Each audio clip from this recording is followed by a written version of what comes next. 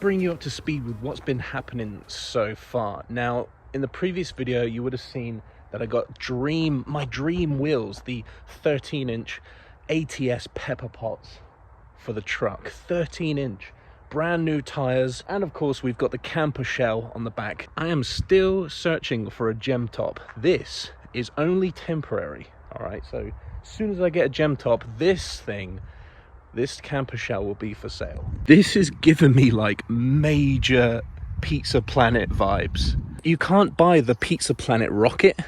I know there's someone out there that's replicated a yellow Toyota pickup truck with a camper shell similar to that. They've made the Pizza Planet rocket that sits about here that lights up. And I was thinking I could make my own one of those out of like paper mache, perhaps, or fiberglass. And I could just get like a rugby ball and like paper mache the rugby ball, make it hollow, fiberglass, paint it, put LED lights in there, stick it on top. And I know you can get those like Buzz Lightyear and Woody toy thing that hangs out the back. You could get like the aliens like dangling down from the rear view mirror or something. And you could get like, make up some Pizza Planet pizza boxes. I don't know, I'm getting a bit carried away here, but this is just giving me some serious Pizza Planet pickup truck vibes. So yeah, the last video we went to a place called Andover here in the UK to pick up this shell. This is actually a South African shell. If you didn't watch the previous video, check it out. Basically, this is from South Africa. It came to the UK on a South African Volkswagen Bakkie, or Mark 1 Caddy, and now I have it on here. It's the closest I could get that's affordable and is kind of in line with the roof, but not really. I know that someone is out there on Facebook and stuff trying to sell a snug top, which is not a gem top, which is in line with the truck and has small windows each side, but it's not what I'm after. So many people have tagged me in that. It's just not what I'm after. I don't want a snug top. Plus, they're trying to sell it for $2,000, which is really expensive for one of those. Really expensive. So before we get inside, I got one of these. I have been watching a lot of Pixar lately, and I just couldn't resist. I have also begun sticker bombing this window. I'm only going to do this side, potentially going to move on to that window, but couldn't resist. Should we put it with the Pizza Planet sticker? Yeah, why not? I think it's at an angle, isn't it? It better be. It doesn't really matter. But yeah, big fan of Bo Burnham, massive fan of Thin Lizzy, Led Zeppelin, and you know, I could have just gone all out with the band stickers, but absolutely love Wayne's World. And if you've got a keen eye, you would have seen that one, which is from Wayne's World. Australia, Gold Coast. Me and Chloe lived there for a while on our travels. Obviously, we've got the Caddy campers, attendant stickers, I suppose you could call them, and I'm going to be saving some space down here, so next year is going to be Scotland and potentially Wolfsburg. Big up Wheels and Swap. If it wasn't for Wheels and Swap, I would not have these. So Anaheim Ducks playing really well this season so far. They've won 6 games in a row, which is like, what the fuck, Richard? If anybody knows what this is, you're just as old as me. Obviously, gotta love that. One of my favorite movies. This is sort of like, I know I don't have a K&N filter, but this is sort of like what I'd love to have in the future. So this is turning into a bit of a wish board, same as the Pizza Planet. I'd love to do a whole Pizza Planet truck. And obviously got to have the rot wheels. That was quite fun. But yeah, and I know technically this is not a 1980, but it technically is. Look at this. Manufactured by Volkswagen of America, December 1979. Although it is a 1980 truck. It was probably built in 79, but probably sold in 1980. So I guess it's kind of 1980. Anyway, in the previous video, I said I was going to go camping. And I did. I beta tested camping in the back. I went with Matt Waldock, and who you've seen on the channel. So before we went camping, I actually had to buy this handle, which now has a key, and so I can lock it and unlock it. But basically before, This was the handle that was on the outside, but the key did not work, and this had broken off inside. So basically what we've done is we've taken off the outside handle, we've put it on this side, and we've put a brand new handle on the outside. So basically I can lock it from the inside, which is a bonus, and I can lock it from the outside. Ignore this, that's just garbage. This camper shower currently leaks. I kind of fixed it, but it still leaks. As you can see, water is getting in here. Look, you can see it all like collected up there. Look. So what I've done is I bought some rubber seal, which has got that 3M sticky back stuff, so it sticks to the surface. And I've got some of that, put it round the edge here, and I also put it round the edge. I put it round the edge here on the door. Now this is leftover gasket sealer. I thought that would be a good idea because it just wasn't sticking. So I put some, I had some leftover gasket sealer, and I mean, it sticks, but it's just, I guess the seal is just not beefy enough to create a proper seal. So I went on eBay and I ordered a much thicker, bigger rubber seal strip to go on the outside and on this side here as well. So that will be coming soon. So the whole point of going camping was to do like a beta test to figure out, when I go camping in the back of the truck in a camper shell, what are the things that I'm missing? What are the things that I didn't think about? And what will I need for the future, etc., etc. Before going camping, with the help of Chloe, we bought, like I said before in the previous video, we bought a bunch of blackout material. We bought these tiny little magnets. So the whole point of the blackout material was to black it out and make it nice and cozy. So the way we did it is, and again, massive help from Chloe. What we did was super glued little magnets to the topper. So like here, for example, here, and here, like little points, and underneath as well. Super glue magnets onto the blackout material. So when it comes to going to bed, you just literally hang up your blackout material, you know, and match up the magnets. The issue that I found was that the magnets aren't that strong. The slightest little movement that I made, the slightest little knock on the fabric brought the whole lot down.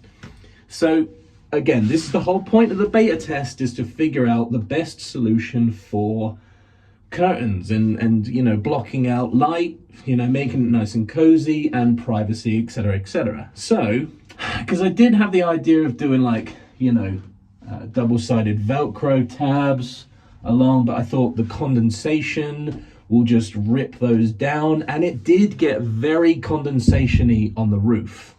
Bear in mind, we've got windows that do open, but when you've got the fabric up, it's not that easy to open the windows. So I have got a few other solutions in my head. Like I've seen Matt's got these curtains which are like on a rail, and they're very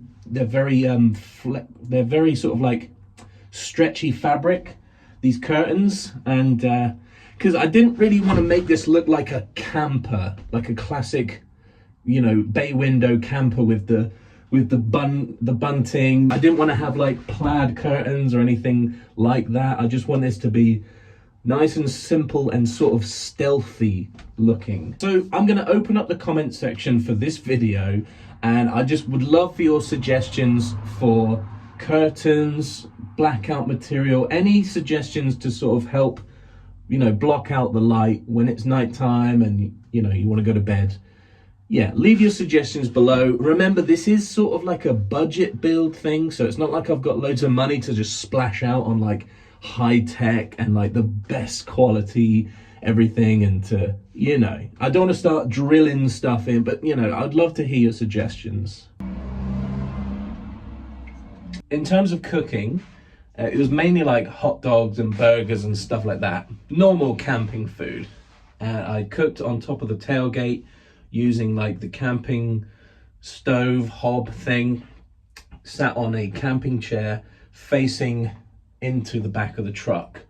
Now, the only thing with that is if you were camping with someone and someone wanted to get in the back of the truck whilst you're cooking, it's not ideal. So I think in the future, what I'm going to do is maybe go outdoors or have a look on eBay and try and get like a fold out table.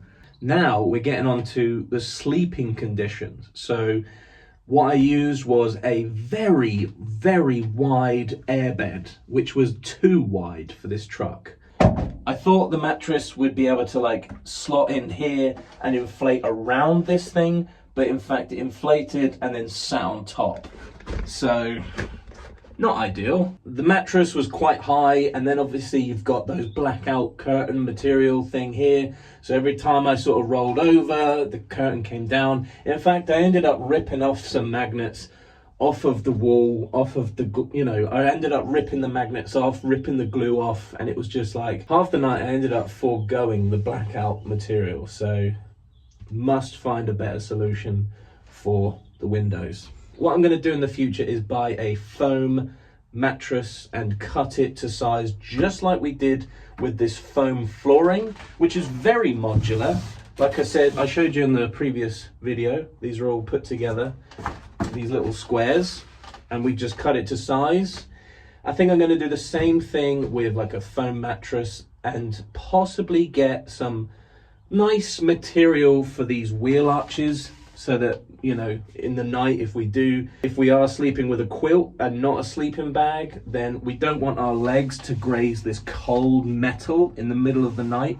So I think I'll get some material and hang it up somewhere, some soft material or something to eliminate that. One of the other things that I will be getting in the future is like a mini camping heater, which you can use like propane cartridges, the same cartridges that you would use for the cooking stove thing. So you can use the same cartridges, which is great. And of course we might have to end up using this campfire in our own house, because obviously not only are the heating bills and electric bills through the roof nowadays, but also where we live at the moment, the heating is, we've got those like really old storage heaters, and they're just pants. So we're gonna have to use a camping heater indoors. I did find out if you have the camping heaters on like full whack, it takes up to like 2.5 hours for each canister anyway. So I don't know about you, but that's a pretty long time. Like, this is only a small space. Imagine going camping in like the winter months. You put the heater on for like maybe 20 minutes to 30 minutes. I reckon this would be stupidly hot in just a matter of minutes, and then you're gonna have to turn it off because it's just a sauna. So when the time comes, if we end up doing any sort of like camping in the winter months, I'd love to try that out and see how we get on. And but yeah, I think that's great. That'd be great. Very affordable as well. So that's a purchase that I need to make. The other thing we got and brought with us at the campsite was a off-the-ground campfire. You're able to still have a campfire if your campsite permits it. You're able to have a campfire and it does not ruin the ground at all. So I'll definitely show you guys that in another episode, because I think some of you that do camping on a regular are going to find this really useful. Now, another thing that I realize when you go camping off the grid, or if you go to a campsite and you don't have an electrical hookup, one of the key things you're going to need is power. Now, I took with me those like thin power banks, similar size as your phone, to charge your phone, and it has USB ports and stuff, and it just died very, very quickly. Do not recommend those unless you've got a really good one, of course. But I got mine off of Amazon, and it just did like maybe half a charge on my phone and then died. So not great. Now, I know when you're camping, you're supposed to be like outdoors and get in touch with nature and switch off, man, and all that stuff, which is, I totally subscribe to that. But if you are far, far from home and you're not with your family, say, it is kind of essential that you have a phone just to touch base with your partner potentially, or you know, if there's an emergency, you kind of need a phone to ring 999. I like to watch YouTube at night when I'm trying to fall asleep. I like to just watch just random videos, and yeah, so I kind of wanted charge on my phone to do that. So yeah, I would highly recommend investing in like those small portable power banks, or the power, whatever they're called. I know there's a company called Jackery that do them, where you charge up this huge, you can get loads of different sizes, and of course they do go from like a couple of £100 to a couple of £1,000, depending on how big this massive power bank thing is. You can get some that are like the same size as like a chest fridge.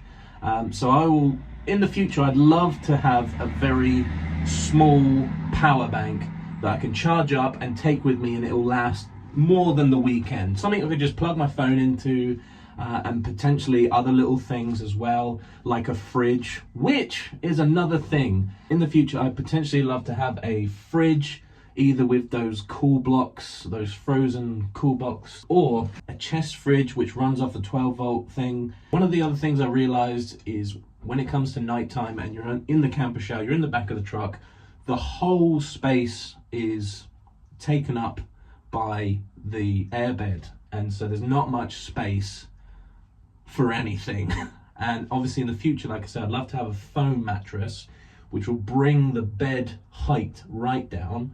And what I'd love to do is potentially have like a side table or a side pocket, or you can also get those like string nets that you could like put, you know, attach to the ceiling, so you could like put in shoes, flip-flops, you know, clothes and stuff like that, and just have things in the roof. You can have things on the side, like I'm talking phone, water, things like that, you know, charging stuff, you know, put it like on the side somewhere. That's another thing that I'd love to have. Now, I've been getting super addicted to watching YouTube videos of other people doing the whole pickup truck camper shell thing. And some people, well, most people, they build, like, they've got these massive American trucks, and this is a tiny little truck. But what they do is they have like, they build these wooden bases, and they have storage underneath.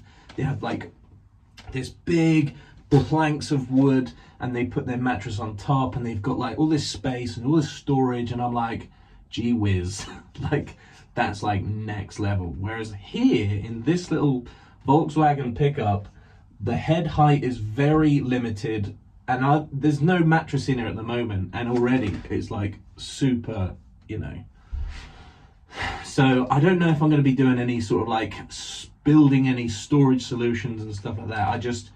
I want this to be what they call like a no build camper, which I'm under the impression is like, you can use it for camping, but you could just very quickly take stuff out and use it to do like a tip run or go to the hardware store and stuff like this. So that speaks to me massively, a no build camper. Another thing when it comes to camping in the back of the truck is lighting.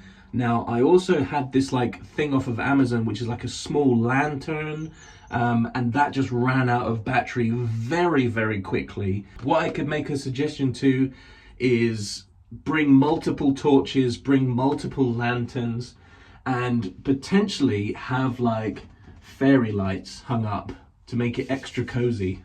Having that sort of portable power bank, power station thing like a Jackery or something is ideal for not only charging your phone, but charging your devices, charging your torches and stuff like that as well. A lot of things nowadays, I've looked on like eBay and other camping shops and stuff like that, all these little gadgets, everything seems to be like USB chargeable.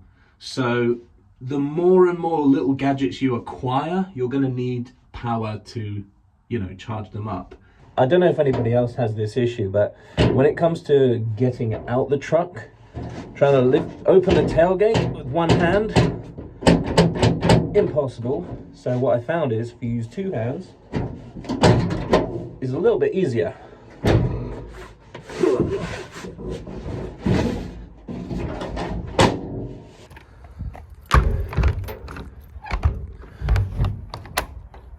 I know a lot of people that have these camper shells have like a handle here and a handle here, whereas this has got one in the middle, which is kind of works the same as the tailgate, where it kind of brings both the things inwards.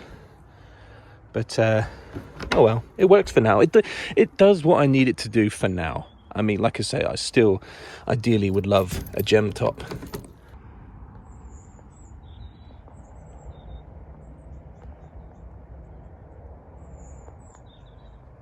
Alright guys, I'm going to end the video here because it is getting increasingly dark. Thank you for watching today's little video, which was a little update about what's going on over there.